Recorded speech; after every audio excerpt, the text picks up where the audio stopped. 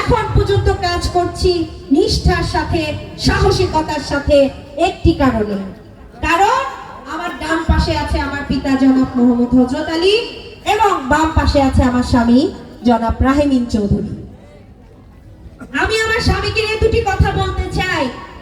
যেই মানুষটা সব সময়, আমার বাবা যখন জেলে ছিল তখন আমি খুব একাকিত্বে ভুগতাম, কারণ বাবা ছাড়া শেরপুরের মাটিতে রাজনীতি করা বড়ই কঠিন, বড়ই নিদারুণ, বড়ই কষ্টের।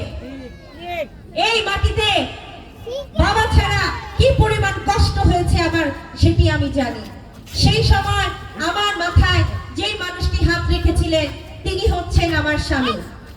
তিনি আমাকে প্রতিনিয়ত সহযোগিতা করেছেন, প্রতিনিয়ত আমাকে বলেছেন তুমি শেরপুরে যাও, শেরপুরের জন্য কাজ করো।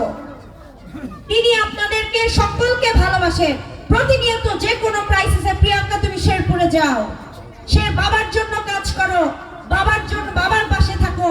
সে একটিবারের জন্য বলেননি যে তুমি এতটুকু বাচ্চা রেখে তুমি শেরপুরে যেও না, আজ অবধি বলেননি। এখন পর্যন্ত আমি আমার 17 মাসের বাচ্চাকে রেখে আমি এখানে যখন চলে আসি, মাঠে ঘাটে খেতে খামারে ঘুরে বেড়াই, একটিবারের জন্য বলে না আমার ছেলেকে, আমার ছেলের দেখভাল না করে তুমি কেন এই মানুষদের সাথে আছো, একটা বারের জন্য সে আমাকে প্রশ্ন করেনি। বরং তিনি আমাকে বলেন তুমি যেভাবে কাজ করছো তার থেকে আরো বেশি কাজ করো, আরো বেশি মাঠে নামো, আরো বেশি ভোট চাও। কাজেই আমি বলতে চাই, আমার মাথার উপর ছত্র ছায়া হয়ে যেই দুটি মানুষ আছে, সেই দুটি মানুষের প্রেরণায় আমি আজকে ডাক্তার প্রিয়াঙ্কা এত দূর আসতে পেরেছি। এবং আমি আরো ধন্যবাদ জানাতে চাই আমার শ্বশুর বাড়ির প্রত্যেকটা মানুষকে, যাদের সার্বিক সহযোগিতার জন্য আমি আজ এখানে দাঁড়িয়ে আছি। আমার পরিবার, আমার খালা আছে, প্রত্যেকটা মানুষ আমাকে সহযোগিতা করেন, ভালোবাসেন, অনুপ্রেরণা যোগান।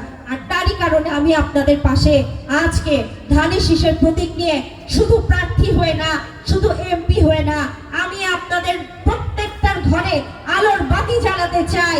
আমি আপনাদের উন্নয়ন দেখতে চাই, আপনাদের জীবনের সুখ আমি দেখতে চাই। আমার অনেক ত্যাগ আছে, কিন্তু সেই ত্যাগ তখনই সার্থক হবে যখন আমি আমার মা, খালা, চাচি, চাচাদের মুখে হাসি দেখবো। আপনাদের জীবন মানের উন্নয়ন দেখতে চাই, হাসপাতালের উন্নয়ন করব, সড়ক ব্যবস্থা, রেল লাইন, বিশ্ববিদ্যালয়ের উন্নয়ন করব। এখানে আমার অনেক ছোট ছোট বাচ্চারা, ছোট ছোট ভাই বোনেরা আছেন, তারা যেন ভালো থাকে, তাদের জীবন মান উন্নয়নের জন্যই আমি প্রিয়াঙ্কা কাজ করে যাব। এটা শুধুমাত্র